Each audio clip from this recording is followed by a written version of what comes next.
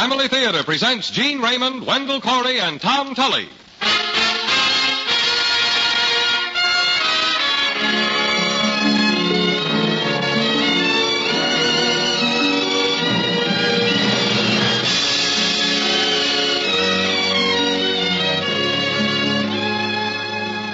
From Hollywood, the Mutual Network, in cooperation with Family Theater, presents Wendell Corey and Gene Raymond in William Shakespeare's Julius Caesar. To introduce the drama, your host and narrator, Tom Tully.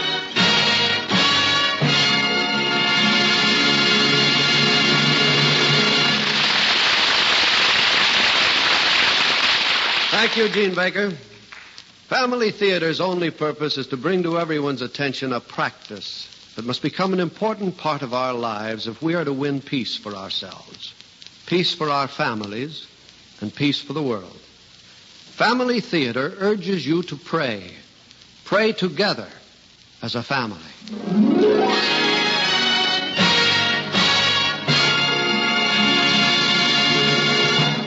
Tonight, Family Theater takes great pleasure in presenting William Shakespeare's Julius Caesar, starring Wendell Corey as Mark Antony and Gene Raymond as Brutus.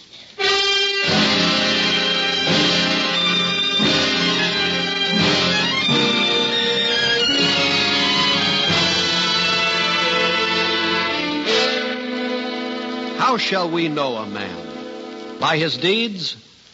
History says there goes a conqueror, or perhaps there goes a god.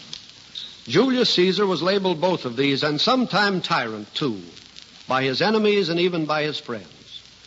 Brutus was Caesar's friend, but so disturbed was he where Caesar's power might lead Caesar that he joined the conspiracy which struck Caesar down. History must call Brutus an assassin. Yet this was the man of whom his enemy Mark Antony was to say, "This was the noblest Roman of them all."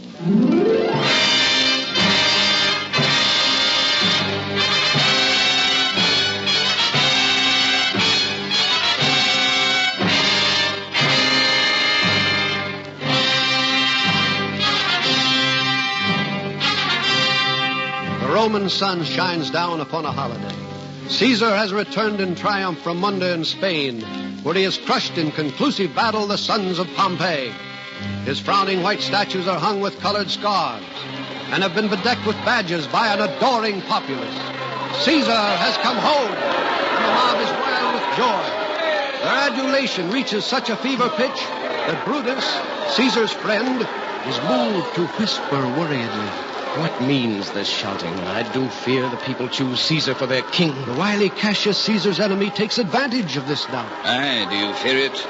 Then must I think you would not have it so. I would not, Cassius, yet I love him well. Why, man, he doth bestride the narrow world like a colossus, and we petty men walk under his huge legs and peep about to find ourselves dishonorable graves. Ye gods, it doth amaze me, a man of such temper should... Hark! The games are done, and Caesar is returning. Antonius, Caesar? let me have men about me that are fat, sleek-headed men, and such as sleep o' nights. Yon Cassius hath a lean and hungry look. He thinks too much.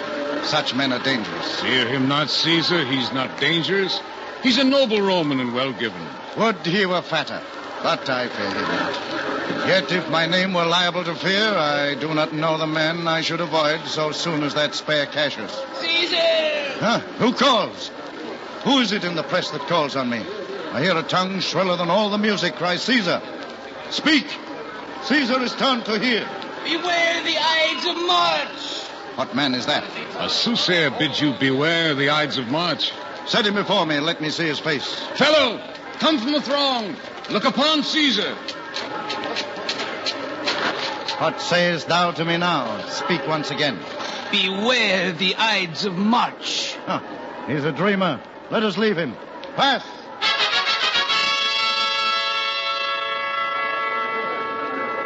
Brutus, as they pass by, pluck Casca by the sleeve, and he will, after his sour fashion, tell you what hath proceeded were they note today. I will do so. You pulled me by the cloak. Would you speak with me? Aye, Casca. Tell us what has chanced today that Caesar looks so sad. Why, there was a crown offered him, and being offered him, he put it by with the back of his hand, thus. And the people fell a shouting. Who offered him the crown? Why, Antony. I saw Mark Antony offer him a crown, and he put it by. Heard you that, Cassius? Caesar put it by. But for all that, to my thinking, he would fain have had it. And then Antony offered it to him again, and then he put it by again. But to my thinking, he was very loath to lay his fingers off it. And then Antony offered it the third time. Was the crown offered him thrice? Aye, yes. He put it the third time by. And after that, he came thus sad away. Aye, he did. Fare you well. There was more foolery yet, if I could remember it. You dine with me tomorrow, Casca. I will expect you. Do so. Farewell, both. Men at some time are masters of their fates. The fault, dear Brutus, is not in our stars, but in ourselves, that we are underlings. Brutus and Caesar. What should be in that Caesar? Why should that name be sounded more than yours? Write them together, yours is as fair a name. Sound them, it doth become the mouth as well. Weigh them, 'tis as heavy. Conjure with them. Brutus will start a spirit as soon as Caesar. Now in the names of all the gods at once, upon what meat doth this our Caesar feed that he has grown so great? Aye, so it is. For this time I will leave you. Tomorrow, if you please to speak with me, come home to me, and I will wait for you. I will do so. Till then, think of the world. Well, Brutus, thou art noble. Yet I see thy honorable metal may be wrought from that it is disposed. For who so firm, it cannot be seduced.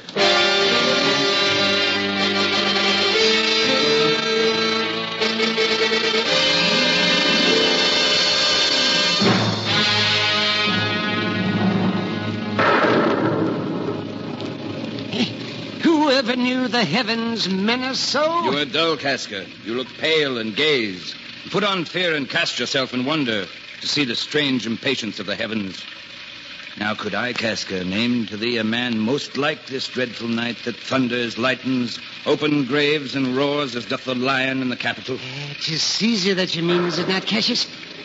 Indeed, they say the senators tomorrow mean to establish Caesar as a king. Now know you, Casca, that I have moved already some certain of the noblest-minded Romans to undergo with me an enterprise of honorable, dangerous consequence. And the complexion of the element in favors like the work we have in hand. Most bloody, fiery, and most terrible.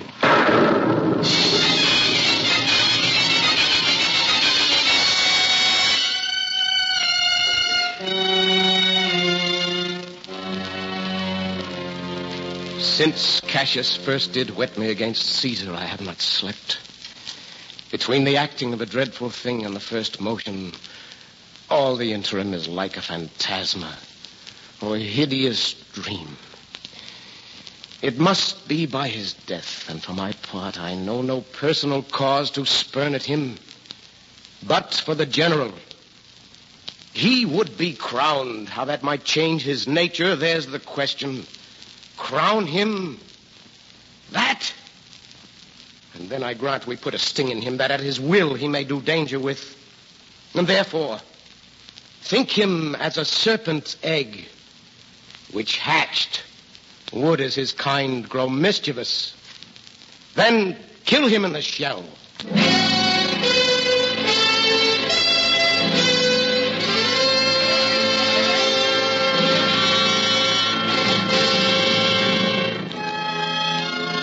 And so, with fear of Caesar's harm, not that had been done, but that were only possible, noble Brutus gave his scruples over to the wily Cassius. But even as the terrible alliance formed around him, Brutus insisted on its lofty purpose. The others, being lesser men, became excited at the scent of blood. Basely were they stirred by the morrow's work. Assassination. Shall no man else be touched but only Caesar? Decius, well urged. I think it is not meet Mark Antony, so well beloved of Caesar, should outlive Caesar. Our course will seem too bloody, Caius Cassius, to cut the head off and then hack the limbs like wrath in death and envy afterwards. We all stand up against the spirit of Caesar, and in the spirit of men there is no blood. Oh, that we could come by Caesar's spirit and not dismember Caesar, but alas, Caesar must bleed for it. And gentle friends, let's kill him boldly, but not wrathfully, which so appearing to the common eyes we shall be called purgers, not murderers. And for Mark Antony, think not of him, for he can do no more than Caesar's arm when Caesar's head is off.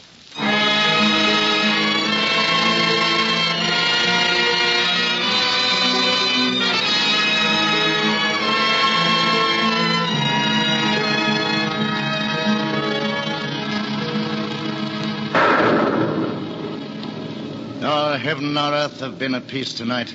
Thrice hath Calpurnia in her sleep cried out, "Help, oh, they murder Caesar." Servant, go bid the priests do present sacrifice. Bring me the opinions of their success. I will, my lord. What mean you, Caesar? Think you to walk forth? You shall not stir out of your house today. Caesar shall forth. The things that threatened me ne'er looked but on my back. When they shall see the face of Caesar, they are banished.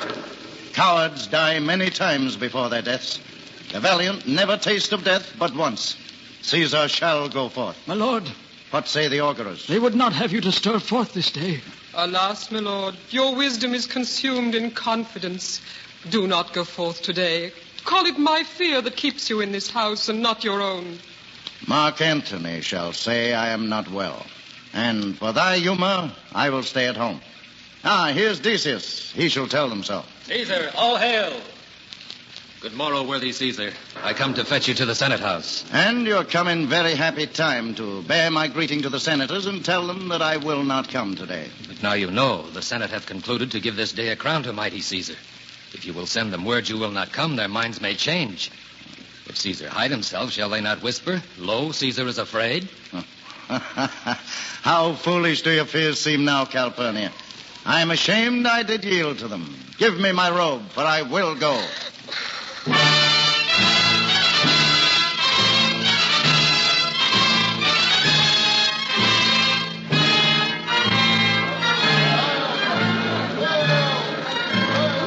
Good morrow, Caesar. Welcome, Cassius. What, Brutus, are you stirred so early, too? If it will please Caesar to be so good to Caesar as to hear me. Beware the Ides of March. The Ides of March are come. Aye, Caesar, but not gone. What, is this fellow mad? Sirrah, give place. Nay, let him speak. The soothsayer. Look how he makes to Caesar. Mark him. I fear our purpose is discovered. Casca be sudden, for we fear prevention. Are we all ready? What is now amiss that Caesar and his Senate must redress? Decius, Casca, Cassius. Now, speak hands for me! And you, Brutus. What is this? Great Caesar has been stabbed! Liberty, freedom, tyranny is dead!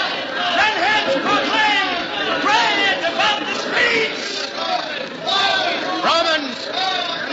Romans, countrymen and lovers, hear me for my cause, and be silent that you may hear. Silence! I will hear Brutus speak. The noble Brutus is ascended. Silence!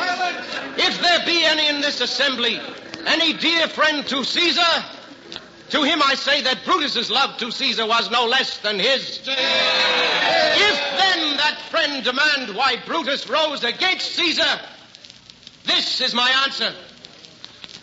Not that I loved Caesar less, but that I loved Rome more. Had you rather Caesar were living and die all slaves than Caesar were dead, to live all free men? As Caesar loved me, I weep for him. As he was fortunate, I rejoice at it. As he was valiant, I honor him.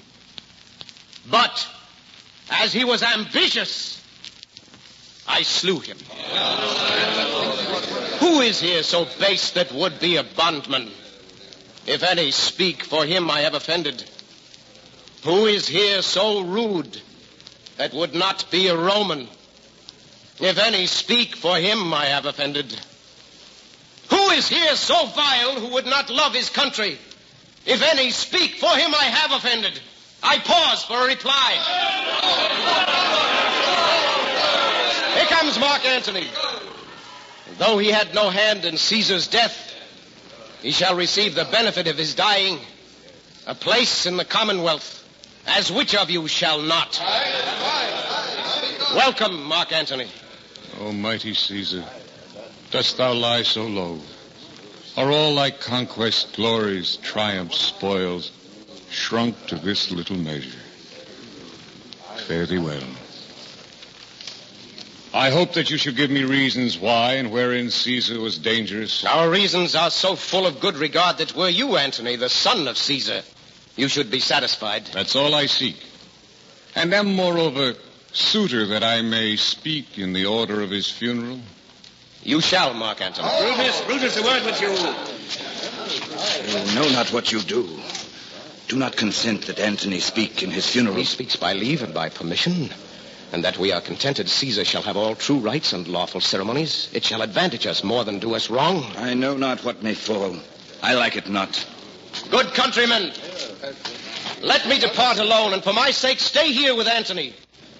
Do grace to Caesar's corpse, and grace his speech tending to Caesar's glories, which Mark Antony, by our permission, is allowed to make. Gentle Romans! Ye so! Let us hear him!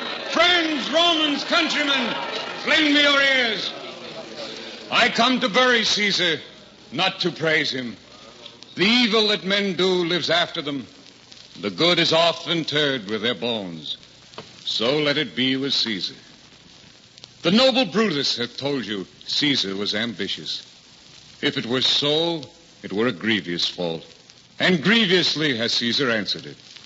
Here, under the leave of Brutus and the rest, for Brutus is an honorable man. So are they all honorable men. Come I to speak at Caesar's funeral. He was my friend, faithful and just to me. But Brutus says he was ambitious, and Brutus is an honorable man. He hath brought many captives home to Rome, whose ransoms did the general coffers fill. Did this in Caesar seem ambitious?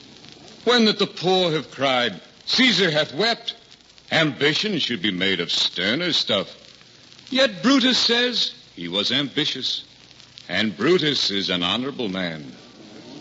You all did see that on the Lupercal I thrice presented him a kingly crown, which he did thrice refuse. Was this ambition? Yet Brutus says he was ambitious, and sure, he is an honorable man. I speak not to disprove what Brutus spoke, but here I am to speak what I do know. You all did love him once, not without cause. What cause withholds you then to mourn for him? O judgment, thou art fled to brutish beasts, and men have lost their reason. Bear with me. My heart is in the coffin there with Caesar, and I must pause till it come back to me. Methinks there is much reason in his saying. Caesar has had great wrong. Caesar would not take the crown, therefore it's certain he was not ambitious. Now mark him, he begins to speak. Oh, masters, if I were disposed to stir your hearts and minds to mutiny and rage, I should do Brutus wrong and Cassius wrong, who you all know are honorable men. I will not do them wrong. I rather choose to wrong the dead, to wrong myself and you, than I will wrong such honorable men whose daggers have stabbed Caesar. Traitors! Villains! Murderers! Honorable men! Oh, woeful day! Good friends, sweet friends! Let me not stir you up to such a sudden flood of mutiny. I come not, friends, to steal away your hearts. I am no orator as Brutus is, but as you know me all, a plain, blunt man that love my friend, and that they know full well that gave me public leave to speak of him. For I have neither wit, nor words, nor worth, action, nor utterance, nor the power of speech to stir men's blood. I only speak right out. I tell you that which yourselves do know. Show you sweet Caesar's wounds. Poor dumb mouths, and bid them speak for me. What were I, Brutus? And Brutus Antony, there an Antony, would ruffle up your spirits and put a tongue in every wound of Caesar that should move the stones of Rome to rise and mutiny!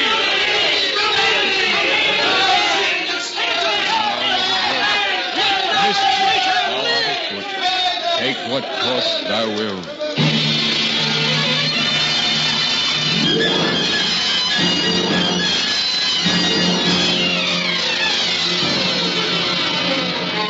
Antony, seizing on this moment of riot and disorder, formed a triumvirate with the boyish Octavius Caesar and the scapegoat Lepidus. They joined their legions and marched in search of the only threat existing to their power, the rallied armies of Brutus and Cassius.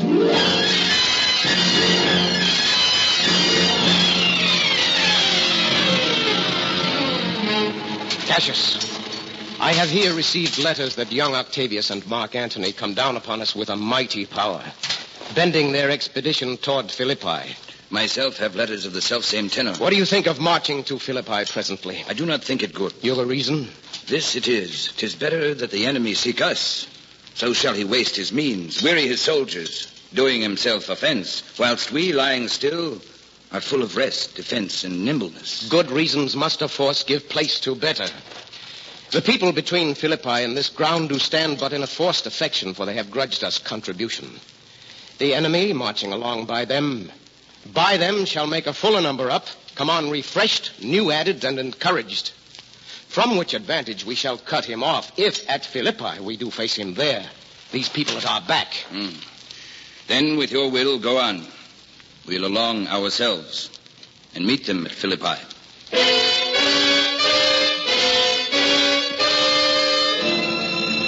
When this news reached the rival camp... Oh, what message comes? Prepare your generals. The enemy comes in gallant show. Their bloody sign of battle is hung out, and something to be done immediately. They stand and would have parley. Mark Antony, shall we give sign of battle? No, Octavius. We will answer on their charge. Make forth. The generals would have some words.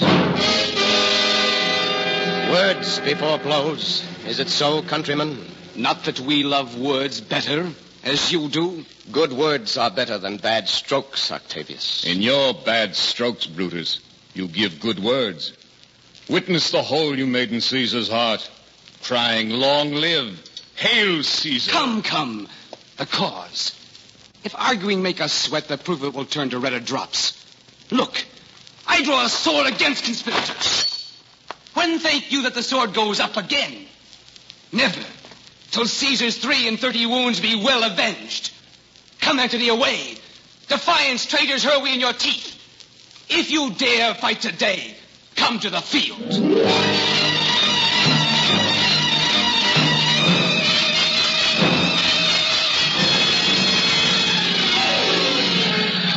I perceive but cold demeanor in Octavius's wing. Sudden push gives them the overthrow. Ride, soldiers! Let them all come down!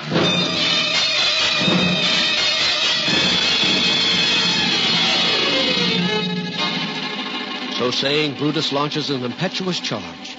For though the legions of his foe Octavius are surrounded, his ally Cassius is left unguarded on his flank and open to attack.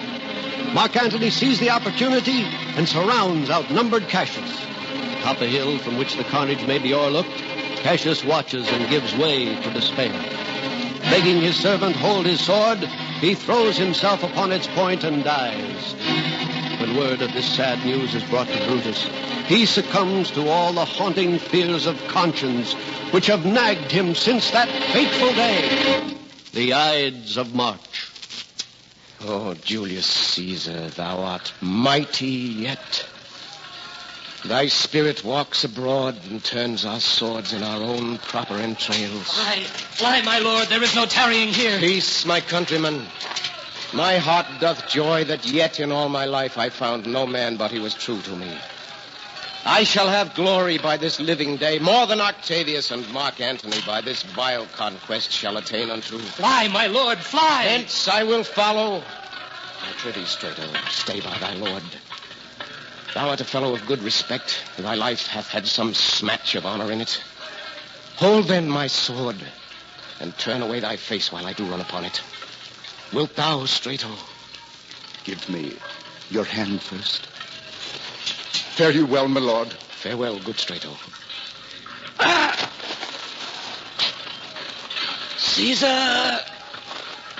Now be still. I killed not thee with half so good a will.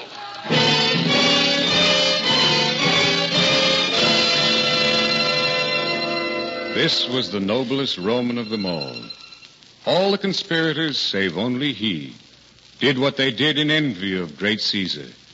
He only, in general honest thought and common good to all, made one of them. His life was gentle, and the elements so mixed in him that nature might stand up and say to all the world, this was a man.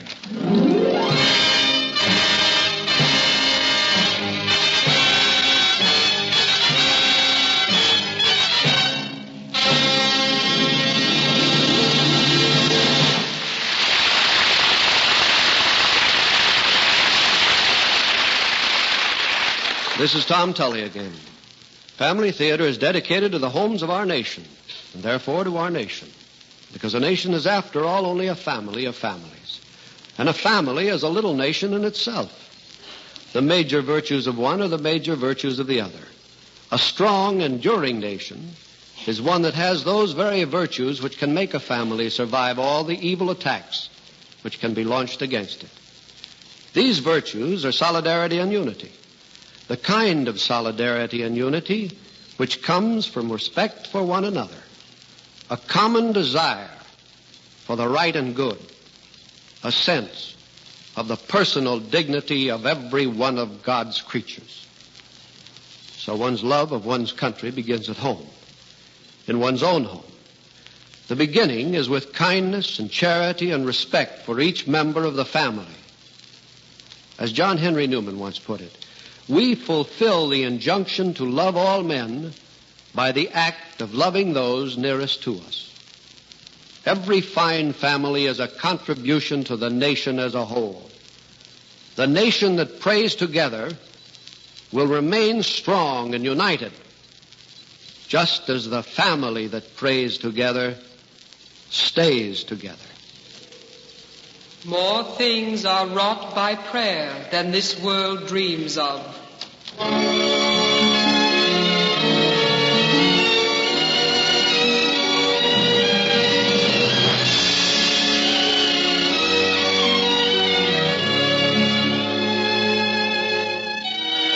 From Hollywood, Family Theater has brought you Gene Raymond and Wendell Corey in William Shakespeare's Julius Caesar, with Tom Tully as your host and narrator. Others in our cast were Tudor Owen, Raymond Burr, Howard McNear, Bill Lally, Bob Cole, Stan Waxman, Charlotte Fletcher, and Don Doolittle. The script was adapted by Vern Driscoll, with music composed and conducted by Harry Zimmerman, and was directed for Family Theater by J.F. Mansfield. This series of Family Theater broadcasts is made possible by the thousands of you who felt the need for this type of program, by the Mutual Network which has responded to this need, and by the hundreds of stars of stage, screen, and radio who have so unselfishly given of their time and talent to appear on our Family Theater stage. To them and to you, our humble thanks. This is Gene Baker expressing the wish of Family Theater that the blessing of God may be upon you and your home, and inviting you to join us next week at this time when Family Theater will present William Lundigan in The Black Tulip. Join us, won't you?